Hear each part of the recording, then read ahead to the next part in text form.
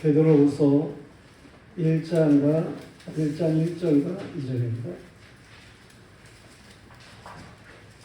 베드로후서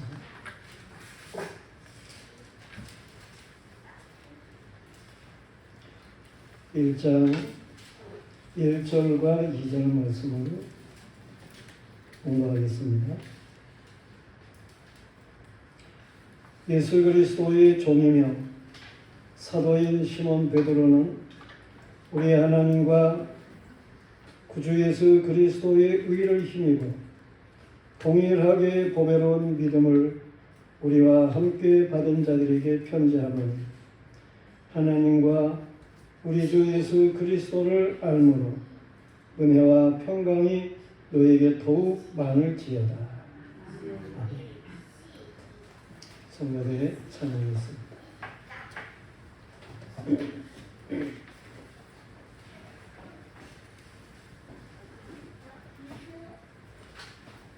찬송가 471장 1절은 저희가 했으니까 2절, 3절, 4절 같이 찬양하겠습니다. 471장.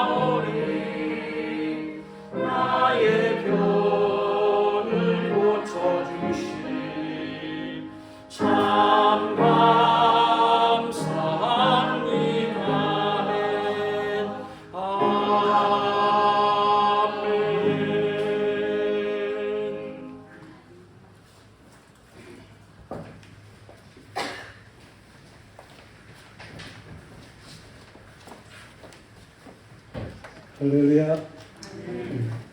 하나님의 성이 있게 하시기를 축원합니다. 서신에 있어서는 발신자가 있고 수신자가 있게 되는 것이죠. 오늘 베드로후서 말씀을 살피게 되는데, 이 베드로는 나그네와 같이 흩어져 있는 그리스도인에게 두 번째 서신을 기록하여 보내고 있음을 보게 됩니다. 베드로 서신 발신자 베드로는 여기서 자신을 어떻게 소개하고 있느냐 하는 것입니다. 우리는 성경을 대할 때에 이 성경은 축자적으로 또 유기적으로 영감되어 있구나 하는 것을 깨달아야 하는 것입니다. 축자적이라고 하는 말은 한 단어 한 단어에 하나님의 성령에 감동된 의미가 있다라고 하는 것이고, 유기적이라고 하는 것은 성경 전체가 서로 이렇게 조화를 이루는 이러한 관계로서 유기적으로 그렇게 이제 의미를 우리에게 주고 있다라고 하는 사실입니다. 그래서 한 단어 한 단어가 중요해요. 오늘 베드로가 자신을 소개하는데 먼저 예수 그리스도의 종이라 그렇게 소개하고 있어요. 예수라고 하는 단어 한 단어를 뜯어 우리가 표현하게 될 때에 그 이름은 죄가 없으신 인성을 가지신, 다시 말해서 사람으로 이 세상에 오신 이러한 분으로서 죄가 없으신 분이 죄인들을 구원하시기 위해서 오신, 마태복음 1장 21절에 있는 말씀과 같이 그 이름을 예수라 하라. 그것은 자기 백성을 저희 죄에서 구원할 자이십니다. 그런 의미에서 주고 있다라는 말씀입니다. 그런가 하면 그리스도라고 하는 명칭은 이것은 성령의 기름 부음을 받은 자라고 하는 것을 의미하는 것입니다. 구약에서는 선지자들을 세울 때에 머리에 기름을 붓습니다. 제사장들을 세울 때에 머리에 기름 부음을 붓습니다. 왕을 세울 때에 머리에 기름을 부었어요. 그것은 장차 이제 오시리가 계시는데 대선지자, 대제사장으로 만왕의 왕으로 오시리, 그를 예표하는 의미에서 저들이 머리에 기름을 부어서 세웠어요.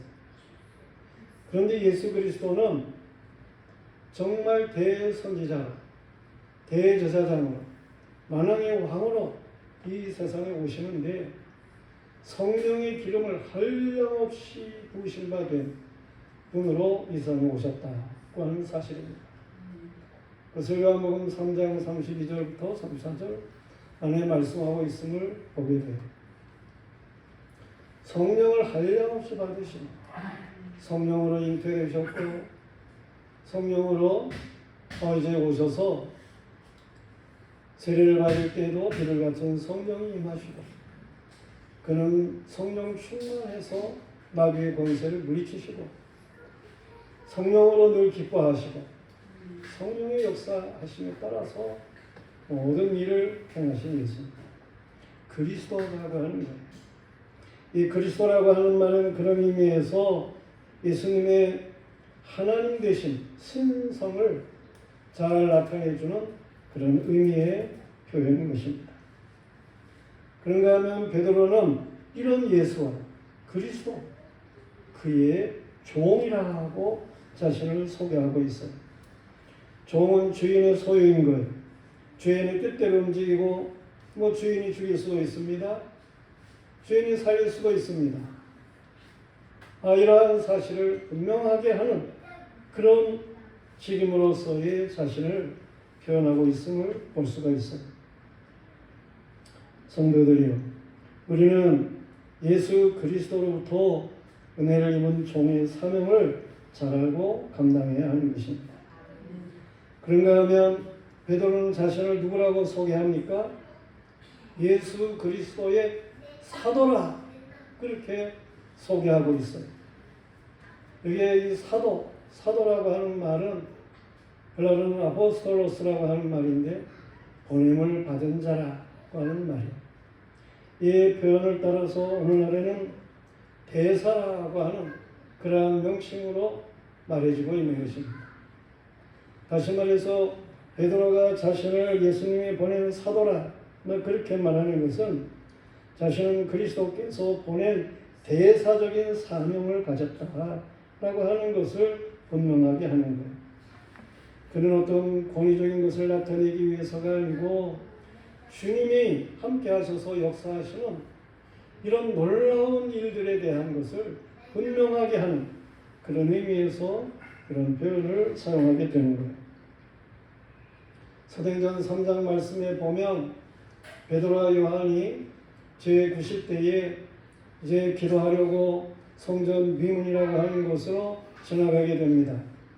그런데 그곳에 나면서부터 이제 안전병이 되고 그래가지고 구걸을 하는 그런 사람이 있었어요. 그래 그가 구걸을 하고 있었죠. 베드로와 요한이 그를 성령의 감동이 오면서 주목하게 되는 거예요. 불쌍히 여기게 되고 그를 살리고자 하는 충동이 오게 되는 거죠. 성령이 역사하셨어요. 그래서 뭐라고 얘기를 합니까? 은과 금은 내게 없거니와 내게 있는 것을 내게 주노니 나사렛 예수의 이름으로 일어나 걸으라 그랬습니다. 그러면서 그의 오른손을 잡아 일으켰더니 이 나면서부터 장애였던 사람이 일어나면서 말이에요. 그 발목에 힘을 얻어 일어서면서 뛰어서서 걸으면서 성전으로 들어가면서 하나님을 찬송하는 이런 놀라운 일이 있게 되는 것입니다. 성도들이여 나사렛 예수의 이름으로 일어나 걸으시기를 축원합니다. 나는 안진뱅이 아니에요.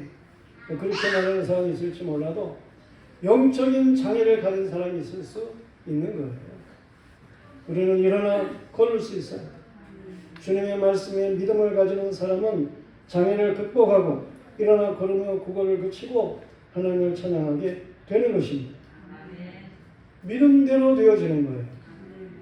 우리는 악한 것 이런 것을 취해가지고 살아가면서 구태에 의한 삶을 살고 그래서는 안 되고 이 옛것의 모든 것을 버리고 그리고 예수 그리스도 그에게 온전한 믿음을 걸고 그러면서 매달리면 하나님은 역사하시는 거예요. 일어나서 걷게 하시는 이런 하나님을 찬양하게 하시는 놀라운 역사를 주시는 것입니다. 이 베드로는 이렇게 자신을 소개할 뿐만 아니라 또 뭐라고 소개를 합니까? 시몬 베드로라 그렇게 소개를 해요. 이 시몬이라고 하는 이름, 이 이름은 이스라엘 백성 가운데 흔한 이름이에요. 베드로는 본래 평범한 사람 중에 한 사람으로서 시몬이라고 하는 이름을 가졌는데 이 이름 시몬이라는 이름은 듣는다, 샤마 듣는다. 거기서 명사예요. 시몬 그러면 들으심. 이래가지고 시몬 하면 들으심. 그런 이름이에요. 신명기 6장 4절 말씀에 보면 이스라엘아 들으라 하신과 같이 유일하신 하나님의 말씀을 듣고 행하는 것이 복이라고 하는 사실을 분명하게 말씀하고 있는데 그런 의미에서 하나님의 말씀을 뭔가 들으면서 사는 이스라엘 백성들은 그래. 내 자녀가 하나님의 말씀을 듣고 그래서 말씀대로 살아서 하나님 앞에 복을 받는 사람이 되기를 원한다. 그런 의미에서 자녀를 낳으면 일반적으로 시몬 하는 그러한 이름을 많이 사용한 거예요. 하나님의 말씀을 들으면 복을 받는 것입니다. 예.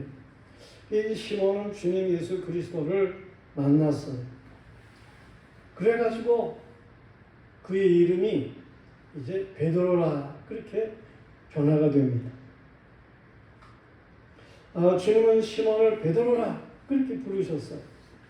베드로라고 하는 말은 이스라엘 말로는 게바, 그렇지만 헬라어로 베드로라고 하는 말은 반석이라 그런 뜻이에요. 주님은 제자들에게 너희는 나를 누구라고 하느냐 이렇게 물으신 때가 있어요. 그랬더니 시몬이 말을 하기를 주는 그리스도시요 살아계신 하나님의 아들이십니다. 이렇게 고백을 하는 거예요. 이 고백이 예수님이 들으실 때에 정말 귀한 거예요. 그래가지고 예수님이 말씀을 하십니다. 바요나 시몬아 내가 복이 있도다. 이를 내게 알게 하기는 혈육이 아니요 하늘에 계신 내 아버지시니라. 또 내가 내게 이르노니 너는 베드로라. 내가 이 반석에 내 교회를 세우리니 음부의 권세가 이기지를 못하리라. 내가 천국 열쇠를 내게 주리니 내가 땅에서 무엇이든지 매면 하늘에서도 매일 것이요 내가 땅에서 무엇이든지 풀면 하늘에서도 풀리리라. 그랬어요. 시몬은 주님을 만나기 전에 이름이었죠. 그런데 이제 주님을 만나가지고 정말 주님을 온전히 고백을 하고 이렇게 될 때에 그 이름은 베드로라 그렇게 변화가 된 거예요. 성도들이 주님의 말씀을 들으시고 베드로와 같은 신앙을 가지시고 그 신앙 때문에 주님이 여러분도 베드로와 같이 그렇게 인정하는 복스러운 믿음의 사람들이기를 축원합니다. 아멘. 이 반석 같은 믿음을 가져야 됩니다. 베드로는 이처럼 베드로후서를 기록하면서 자신을 소개하고 그리고 이제 편지를 써보내는데 수신자가 있을 거 아닙니까? 수신자는 누굽니까? 오늘 말씀에 보면 동일하게 보배로운 믿음을 받은 사람들이라 그렇게 말을 하고 있어요. 성도는 동일한 보배로운 믿음이어야 하는 것입니다. 다른 복음을 받으면 그러면 믿음이 동일할 수가 없어요. 물론 다른 복음도 없지만 다른 믿음의 사람이면 동일한 구원을 받을 수가 없습니다. 믿음이 다른데 동일한 구원을 받을 수가 있겠어요? 다른 구원이 없어요. 그러므로 다른 복음, 다른 믿음, 다른 구원으로 미혹하는 것을 주의해야 하는 것입니다. 갈라디아서 1장 6절부터 9절까지의 말씀에 보면 다른 복음도 없고 다른 믿음도 없고 그렇지만은 어떤 이 다른 복음이라고 그래가지고 주장을 하는 이런 사람들이 있겠는데 말세가 되면 더 이런 사람들이 많이 나타나겠는데 이런 다른 복음이라고 하는 것을 전하는 사람들은 저주를 받을 것이라고 분명하게 말씀하고 있어요. 우리는 동일하고 보배로운 믿음을 가져야 하는 것입니다. 그래서 3절 말씀에서도 이 동일하고 보배로운 믿음을 일반적으로 받은 구원이라 그렇게 이제 표현을 하고 있음을 보게 돼요. 오늘 베드로가 원하는 이 동일하게 보배로운 믿음, 이 믿음에 대한 말씀을 우리는 간직해야 되는데 이 어떠한 것을 이렇게 동일하고 보배로운 믿음이라고 말씀을 하고 계시는가 하는 것을 우리가 알아야 하는 것입니다. 그 첫째는 하나님과 예수 그리스도의 의를 힘입는 거예요. 의를 힘입는 거예요. 하나님의 의, 예수 그리스도의 의에 있어서 우리는 동일해야 하는 것입니다. 우리가 의롭게 되는 것은 우리가 무엇을 잘해서 의로워지는 게 아니에요. 우리는 죄 가운데 태어났고 죄 가운데 살아서 의로운 것이 전혀 없는 자들이에요. 모든 사람이 죄를 범하였음에 하나님의 영광에 이르지를 못했습니다. 죄인된 사람들이 정의나 공의 하지만서도 사실 그 죄 있는 사람이 정의나 공의 뭐 이러고 얘기를 하는 거는 사실 따지고 보면 다 자기 욕심에서 주장하는 그러한 것들이에요. 제일 많이 정의를 부르짖는 유대인들도 저들이 가진 율법을 행함으로 의롭게 될 수 없습니다. 이 율법이라고 하는 것은 죄를 깨닫게 하는 거예요. 율법이 오면은 내가 이런 죄를 졌구나. 그래가지고 죄가 더 드러나요. 내가 이렇게 엄청난 죄를 졌네. 율법을 받는 사람은 그렇게 되어지는 거예요. 인생은 정말 이렇게 죄로 인해서 망할 수밖에 없구나 하는 것을 이 율법은 철저하게 깨닫게 하는 거예요. 율법을 행함으로 죄를 이길 수가 없고 율법주의자들은 더욱 율법이 옴으로 인해서 죄 가운데에 무거운 짐을 알게 되고 곤고해지게 되고 그렇습니다. 그런데 하나님께서는 이렇게 율법으로는 죄를 알게 하시고 율법 외에 하나님의 의를 나타내셨어요. 이것이 복음이라고 하는 것인데 이 복음은 율법과 선지자들에게 증거를 받은 것입니다. 로마서 3장 22절부터 27절 말씀을 보겠어요. 중요한 말씀이에요. 여러분이 한번 찾아보세요. 로마서 3장 22절부터 27절 찾으셨으면 다 같이 읽겠습니다. 곧 예수 그리스도를 믿음으로 말미암아 모든 믿는 자에게 미치는 하나님의 의인이 차별이 없느니라. 모든 사람이 죄를 범하였음에 하나님의 영광에 이르지 못하였더니 그리스도 예수 안에 있는 성령으로 말미암아 하나님의 은혜로 값없이 의롭다 하심을 얻은 자가 되었느니라. 이 예수를 하나님이 그의 피로 써 믿음으로 말미암은 화목제물로 우리에게 세우셨으니 이는 하나님께서 길이 참으시는 중에 전에 지은 죄를 간과하심으로 자기의 의로우심을 나타내려 하시니 자기의 의로움을 나타내려 하시니 곧 이때에 자기의 의로우심을 나타내사 자기도 의로우시며 또한 예수 믿는 자를 의롭다 하려 하십니다. 그런즉 자랑할 데가 어디 있느냐? 있을 수가 없느니라. 무슨 법으로냐? 행위로냐? 아니라 오직 믿음의 법으로니라. 아멘.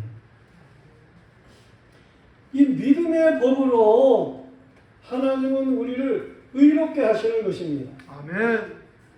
예수 그리스도의 십자가를 두시고 이 십자가가 너희의 죄를 대신하는 거야 하는 것을 믿게 하시는데 그 믿음으로 말미암아 하나님은 하나님의 의를 나타내시고 우리를 믿는 자를 의롭게 하시는 거예요. 이 믿음은 하나님의 택한 백성에게 주시는 하나님의 선물이라고 에베소 2장 8절에 말씀하고 있어요. 이 믿음의 의는 하나님이 입혀주시는 거예요. 그래서 오늘 말씀이 힘 입는다. 그렇게 말씀하고 있는 것입니다. 로마서 4장 3절의 말씀에 보면 성경이 무엇을 말하느냐? 아브라함이 하나님을 믿음에 그것이 그에게 의로 여겨진 바 되었느니라. 일하는 자에게는 그 삭시 은혜로 여겨지지 아니하고 보수로 여겨지거니와 이를 아니할지라도 경건하지 아니한 자를 의롭다 하시는 이를 믿는 자에게는 그의 믿음으로 의로 여기시나니 이러한 것이 없이 하나님께 의로 여기심을 받는 사람이 복에 대하여 다윗이 말한 바 불법이 사함을 받고 죄가 가리워짐을 받는 사람들은 복이 있고 주께서 그 죄를 인정하지 아니하신 사람은 복이 있도다 함과 같으니라. 성도들이요, 아버지 하나님께서 낳은 하나님의 자녀들은 이 보배로운 동일한 믿음으로 의롭게 되는 것을 믿으시기를 바랍니다. 아멘. 동일한 믿음의 의는 하나님의 은혜로 되어지는 거예요. 우리는 우리를 의로울 수 있도록 새롭게 낳아주신 영적인 아버지가 같아야 하는 것입니다. 육신의 아버지는 우리가 다를지라도 이 영적인 아버지는 같아야 되는 거예요. 예수 그리스도 안에서 여호와 하나님이 우리의 아버지 되시는 것, 이거는 같아야 되는 거예요. 하나님 아버지와 같은 사람은 어떻게 알 수 있습니까? 하나님을 아버지라고 손으로 바르게 고백하는 이 하나님의 자녀된 자, 그들은 어떻게 구별합니까? 요한일서 3장 10절 말씀에 보면 하나님의 자녀들과 마귀의 자녀들이 드러나나니 무릇 의를 행하지 아니하는 자나 또는 그 형제를 사랑하지 아니하는 자는 하나님께 속하지를 않았다는 거예요. 악을 행하는 가인과 같은 사람은 하나님께 속하지를 않았다는 것이죠. 그러나 의를 행하는 자, 그의 형제를 사랑하는 자, 그는 하나님께 속한 자라, 그런 말씀이에요. 우리에게 있어서는 이처럼 예수 그리스도로 또한 하나님으로 그 의를 힘입는 이 아버지가 동일한 이러한 하나님의 사람들이 이 복스러운 역사를 누릴 수 있어야 하는 것입니다. 그런가 하면 동일하고 보배로운 믿음이라고 하는 것은 뭡니까? 이것은 하나님과 우리 주 예수 그리스도를 아는 것이에요. 아는 것. 이 아는 것이라고 하는 것은 수상적으로 하는 것도 있고 지식적으로 하는 것도 있고 뭐 경험적으로 하는 것도 있고 그렇습니다만 영적으로 하는 것이 있어요. 여기에 이 안다라고 하는 이 동사는 이거는 헬라어로는 에피그노세이라고 하는 단어를 사용하고 있어요. 에피라고 하는 말이 앞에 붙었는데 이거는 위에라는 말이에요. 그노시 하는 말은 기노스코, 안다라고 하는 말을 표현합니다. 그래서 무슨 얘기냐면 위의 것을 안다, 그런 말이에요. 하나님의 것을 아는 것, 우리 주 예수 그리스도에 대해서 아는 것, 그것을 말하는 거예요. 베드로가 주님을 고백할 때 그 고백은 혈육이 아니었어요. 하늘에 계신 아버지께서 알게 하신 거예요. 요한복음 3장 3절 말씀에서는 사람이 거듭나지 않으면 하나님의 나라를 볼 수 없느니라 그랬어요. 여기 거듭난다라고 하는 헬라 아노데 하는 말은 이거는 위로부터 되어짐을 가리켜서 말하는 거예요. 위로부터. 이 말은 조금 바꾸어 말하면 사람이 물과 성령으로 나지 않으면 하나님의 나라에 들어갈 수 없느니라, 그 말씀과 같은 거예요. 거듭난다는 말씀은 결국 성령으로 나는 것을 말하는 것입니다. 성령의 지식과 지혜는 이 세상의 관원의 지혜와 같지 않아요. 성령의 지혜와 지식은 세상 공부를 많이 해서 얻어지는 게 아니에요. 성령의 지식과 지혜는 성령이 오셔서 말씀을 듣고 기도하는 자에게 깨닫게 하는 지식과 지혜인 거예요. 예수께서 말씀하시기를 내 아버지께서 모든 것을 내게 주셨으니 아버지 외에는 아들을 아는 자가 없고 아들과 또 아들의 소원대로 계시를 받는 자 외에는 아버지를 아는 자가 없느니라. 마태복음 11장 27절에 말씀하셨어요. 진정한 지식과 지혜라고 하는 것은 아버지께로부터 오는 거예요. 하나님 아버지께로부터. 그래서 전도서 1장 7절 말씀에서는 하나님을 경외하는 것이 지식의 근본이라 그렇게 말을 하고, 전도서 9장 10절에서는 하나님을 경외하는 것이 지혜의 근본이라 그렇게 말씀을 하고 있는 거예요. 지혜도 위로부터 난 지혜가 있는 거예요. 세상이 주는 그러한 지혜라는 거 있지요. 세상이 주는 거는 헛된 거, 꽤 사기 칠 수 있는 거, 그런 거예요. 사실은 욕심. 그러나 하나님이 주시는 지혜라고 하는 건 어떤 거예요? 위로부터 오는 지혜는 첫째는 성결하고 다음에는 화평하고 관용하고 양순하며 긍휼과 선한 열매가 가득하고 편견과 거짓이 없느니 화평케 하는 자는 화평으로 심어 의의 열매를 거두느니라. 아멘. 그러므로 성도는 위의 것을 찾아야 돼요. 아멘. 위의 것을 알아야 되는 거예요. 위의 것으로 충만해야 하는 거예요. 아멘. 고린도서 3장 1절 4절 말씀에 보면 그러므로 너희가 그리스도와 함께 다시 살리심을 받았으면 위의 것을 찾으라. 거기는 그리스도께서 하나님 우편에 앉아 계시느니라. 위의 것을 생각하고 땅의 것을 생각하지 말라. 이는 너희가 죽었고 너희 생각이 그리스도와 함께 하나님 안에 감춰졌습니다. 우리 생명이신 그리스도께서 나타나실 때에 너희도 그와 함께 영광 중에 나타나리라. 그래서 3장 10절에서는 새 사람을 입었으니 이는 자기를 창조하시는 형상을 따라 지식에까지 새롭게 하심을 입은 자니라. 성도들이 성령의 지식이 충만하시기를 축원합니다. 아멘. 성령의 지혜가 충만하시기를 축원합니다. 아멘. 이 하나님으로 말미암아 알게 되는 것이, 이 아는 것이 충만하시기를 축원합니다. 아멘. 예수 그리스도를 아는 지식이 가장 고상합니다. 사도 바울은 예수 그리스도를 아는 거두에는 모든 것들을 다 배설물과 같이 여겼다, 그렇게 말을 했어요. 왜? 예수 그리스도 아는 것이 가장 고상하기 때문에. 아버지와 아들을 아는 것이 가장 고상하고 이것만이 영생이고 아멘. 이것만이 영원한 거예요. 우리는 성령 안에서 아버지와 하나님과 그의 아들 예수 그리스도에게 인해서 충만해야 하는 것입니다. 이게 동일한 믿음을 우리에게 주어져야 돼요. 그런가 하면 세 번째로 동일하고 보배로운 믿음이라고 하는 것은 뭡니까?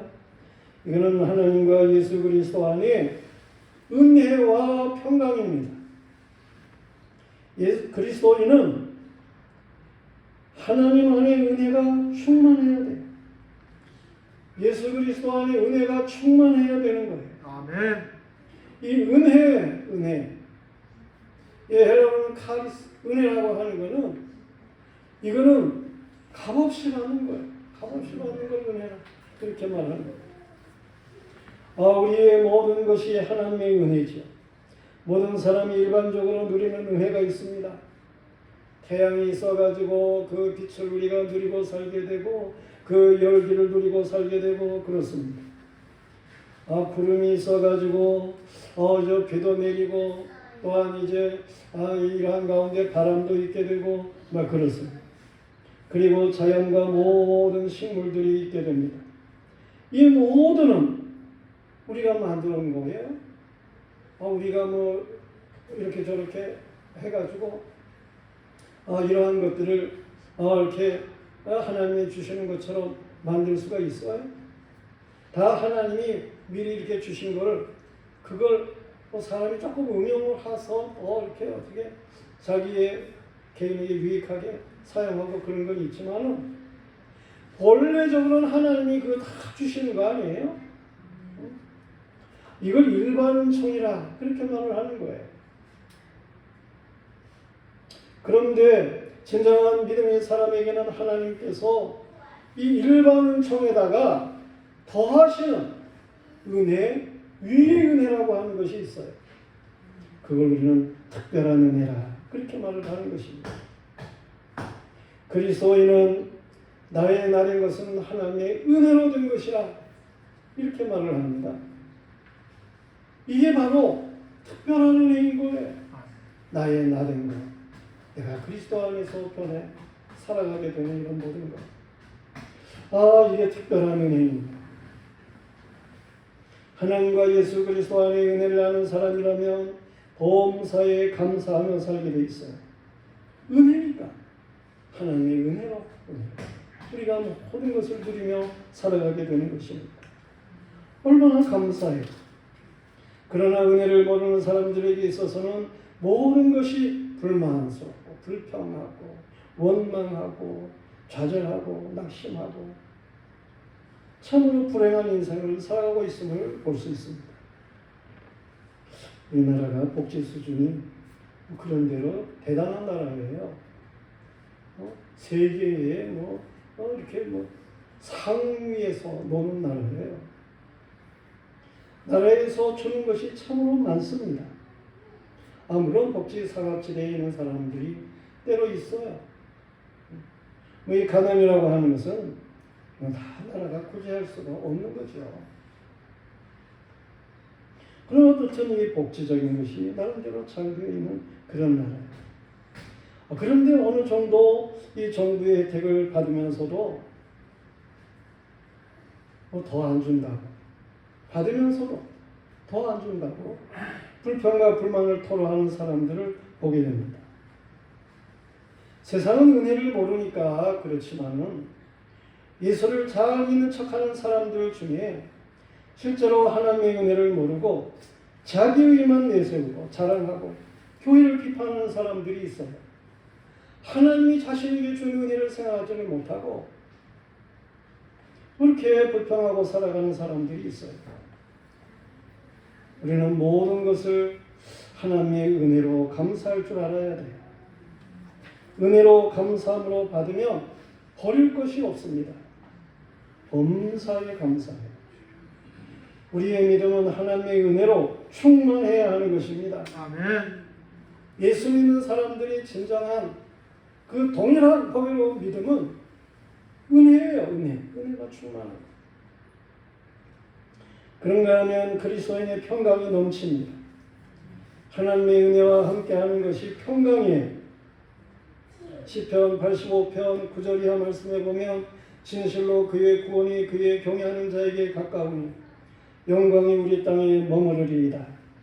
인애와 진리가 같이 만나고 의와 화평이 서로 입맞추었습니다. 의와 화평이 서로 입맞추었습니다. 진리는 땅에서 솟아나고 의는 하늘에서 굽어보는도다. 여호와께서 좋은 것을 주시리니 우리 땅에 그 산물을 내리로다. 의가 주의 앞에 앞서가며 주의 길을 닦으리로다. 그랬어요. 사망 권세를 이기시고 부활하신 예수 그리스도께서 제자들에게 오셔가지고 첫 마디로 하신 말씀이 뭐예요? 너에게 평강이 있을지어다. 여러분에게 평강이 있을지어다. 아멘. 예수 그리스도의 은혜를 맛보았으면 평강할 줄 알아야 되는 거예요. 평강하다.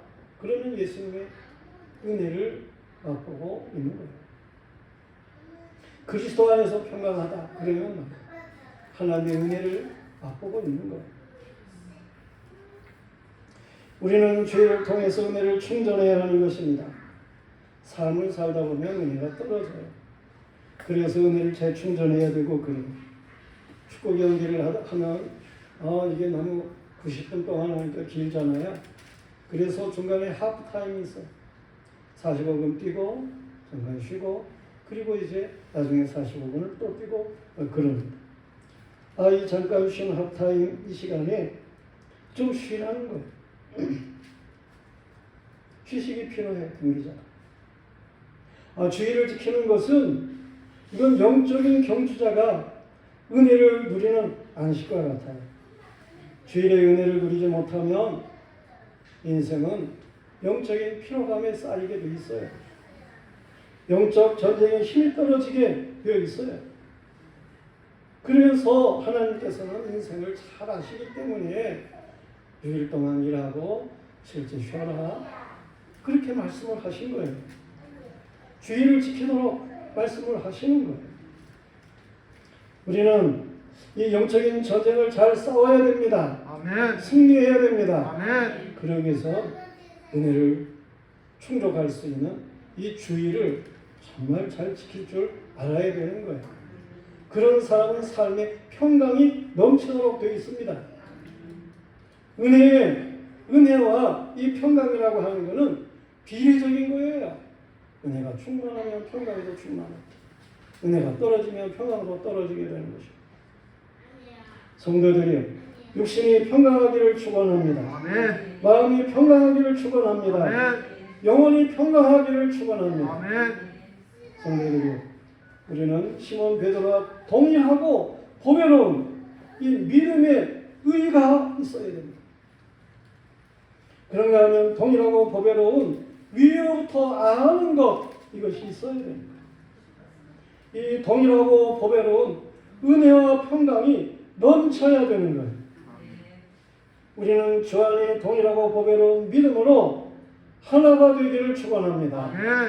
하나가 돼요. 이 믿음의 주요 우리를 온전케 하시는 이 예수 그리스도를 우리는 보배로 이 절그릇 속에 보배로 담고 살아갈 줄 알아야 돼요. 그래서 사방으로 교쌈을 당하여도 쌓이지를 않고 답답한 일을 당하여도 낙심하지 않고 박해를 받아도 버림바가 되지 아니하고 거꾸로 엎드림을 당하여도 망하지를 않고 항상 예수의 생명이 우리 몸에 나타나는 삶을 살아갈 줄 아는 이런 복스러운 믿음의 사람들이기를 주님의 이름으로 축원합니다. 기도하겠습니다. 하나님, 오늘 동일하고 보배로운 믿음을 우리에게 말씀을 하십니다. 우리 모두가 다 하나님으로 힘있고 또 위의 것으로 알고 은혜와 평강이 충만해서 살기를 소원합니다. 하나님 오늘도 채워주시는 것을 믿습니다. 이 채워주시는 것 소멸하지 않고 살게 하여 주시옵소서. 기로도 가람이 없는 하나님의 풍성한 샘, 영생의 샘을 소유하고 살아가는 믿음의 사람들 될 수 있도록 힘주시옵소서. 예수 그리스도 이름 받들어 기도드리옵나이다.